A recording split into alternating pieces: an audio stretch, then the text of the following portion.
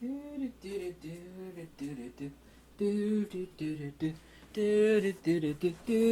we go. Almost overshot the runway. Once in a while, it usually happens about every day or so, when I make a science video, like on field theory, there'll be these commentators. They'll say something to the effect on my video in a comment, which I find very funny. It doesn't upset me at all. So how can anybody be listening to this pseudoscience? Let's be logical, analytical, and embrace wisdom and intelligence, specifically wisdom here. Let's get down to some facts. I love it when people say my science videos are pseudoscientific. You know, the guy that's a hardcore Neoplatonic Platonist and lover of wisdom and logic above all things, more so than anybody you'll ever run into, to be sure. Let's talk about true pseudoscience, okay? And we'll be talking about current academia and the stuff that they've told other people to believe in. So let's talk about real pseudoscience. Okay, now I'll be quoting Richard Feynman here. And by the way, I've said this before to people. Richard Feynman, and I'm not trying to single him out, there are countless mental midgets in academia. Countless ones. He's only one of them. He was a cool guy. He'd give lectures, and the college kids loved him because when he'd give a lecture on stage, not in his classroom, but when he'd he'd have a nice reclining couch he'd sit in, and he'd puff on a cigarette and he'd drink some whiskey. And they thought that dude was cool. He was like, man, our science teacher's cool. He's not only famous, but he's sipping whiskey and smoking a cig. And QED, Strange Theory of Light and Matter, what this guy wrote. But first let me talk about his video. Everybody should, and there's like 1,000 copies of it on YouTube. Type in Feynman on magnetism. It's like 7 minutes and 42 seconds long. And it's just a simple British interview. He says, like, what is this magnetism? You know, what is this thing? You never see the interviewer. You know, what is this thing between magnets? What is it? He's not trying to, stick Feynman on the spot. And he's just asking a simple question. And you should watch what this guy says as he's sitting in this high-backed velvet chair. He wiggles and squirms like a worm on a hot plate. Then he talks about an old woman tripping on the ice, which has nothing to do with magnetism or field theory. And he basically says, it's too complicated, you know. He basically says it's too complex for me to explain it to you.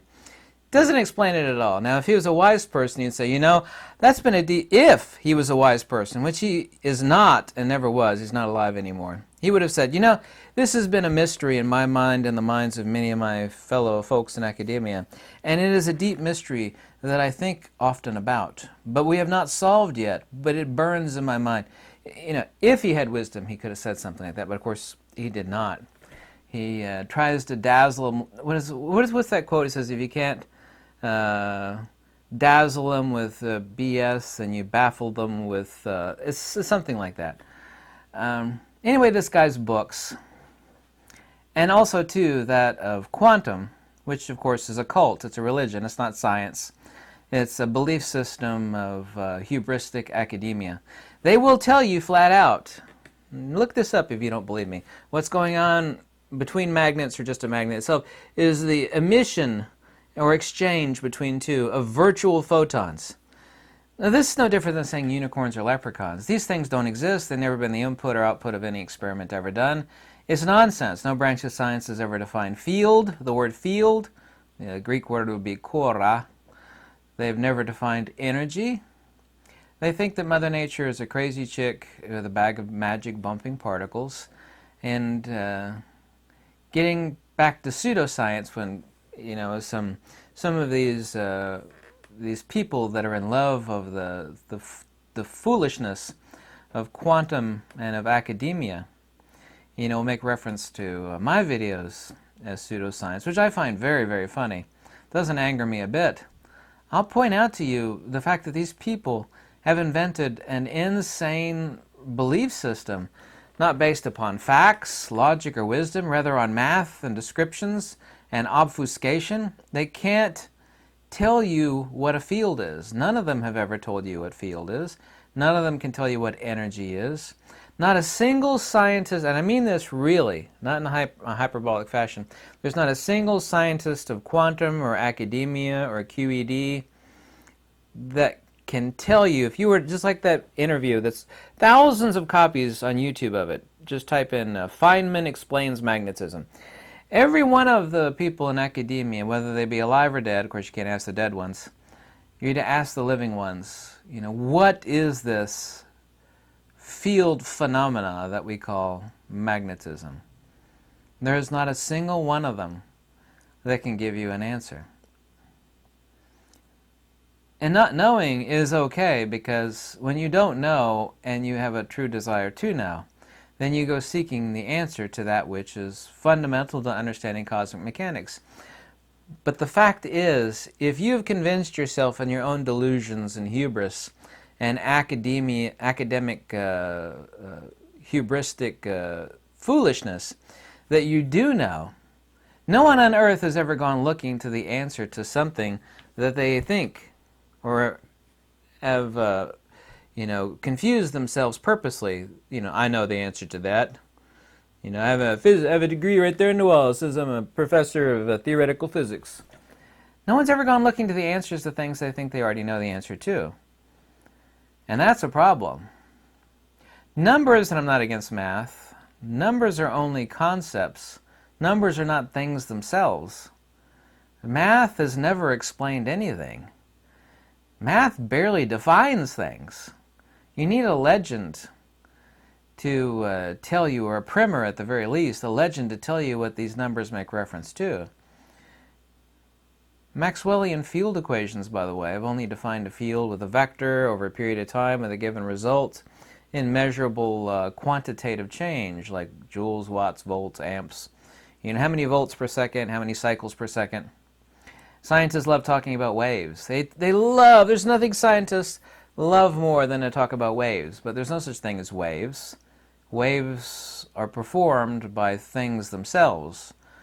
A wave is not a principle or a noun. A wave is an attribute. Something is waving. Something is moving.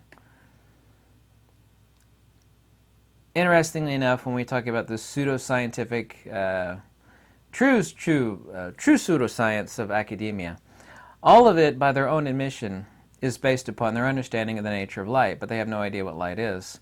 They think light is a wave, a particle, wave-particle duality, it has a speed, it has an emission, and all of those things are 100% false. Light is not a speed, it's a rate of induction or the hysteresis of the ether itself.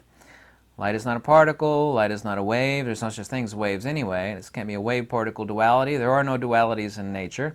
It's impossible for nature to have a duality.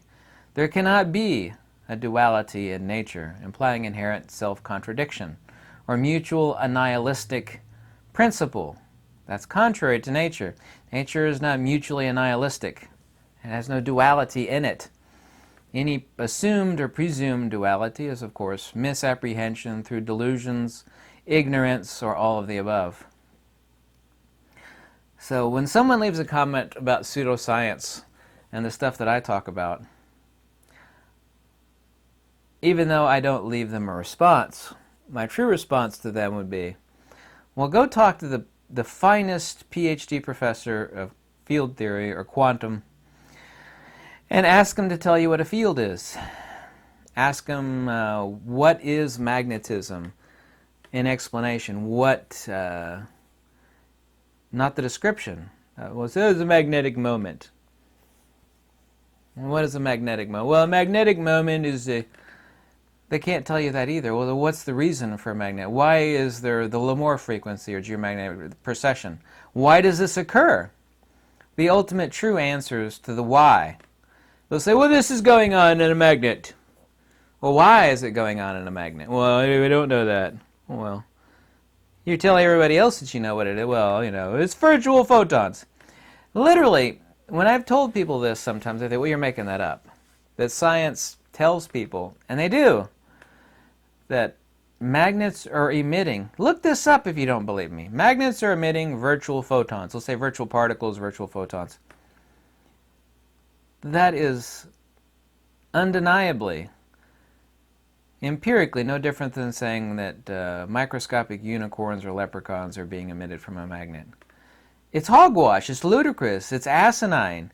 That is pseudoscience. Never been the input or output of any experiment ever done. Never. It's never been done. Never been tested, never shown up as a blip on some screen. Never. This is an arbitrary idea based upon nothing. It's a sky castle, as the ancients would say. A phantasm of delusion. That is pseudoscience. Until science ever gets close to defining a field, which it never can. So sure, fields are virtual photons. See, these are the same people that have been attacking the ether, because they're atomists, attacking the ether now for nearly 2,000 years. But they'll invent something out of nothing, nihil ex nihilo, like virtual particles. They will tell you that. Go to Wikipedia, you just type in virtual photons emitted from a magnet. They will tell you that a magnet is emitting these virtual, because they cannot explain instantaneous action at a distance without particles. That is their secret.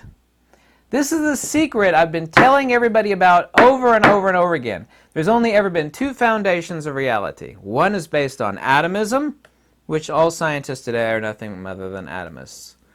And the other one is based on the ether. You cannot explain the universe based upon bumping particles. See, if you remove the ether, and they do, there's no denying that, they do remove it. We can't accept the ether, it's to be rejected. Quantum, or quantity, quantum, what do you think quantity is about? These scientists are mathematicians, they're not actual scientists by Platonic or Aristotelian definition. They don't think anything can occur in the universe without particles. That is why they will tell you, with no basis and no evidence at all, never been the input or output of any experiment ever done, that what's occurring between two magnets is the exchange of interaction of virtual photons or virtual particles, same thing. Based on what evidence? Based upon what logic? You can't explain instantaneous action at a distance. These are the same people that tell you nothing travels faster than the speed of light. Well, Cherenkov radiation refutes that, foremostly so. But instantaneous action at a distance is undeniable, or IAAD. Well, what it is a time-traveling tachyon particle. That's how they'll try to explain it. It's traveling faster than light. Well, certain particles don't have to, it's quantum, it's mysticism, it's a religion. Certain particles travel faster than light. That's why there's instantaneous action at a distance.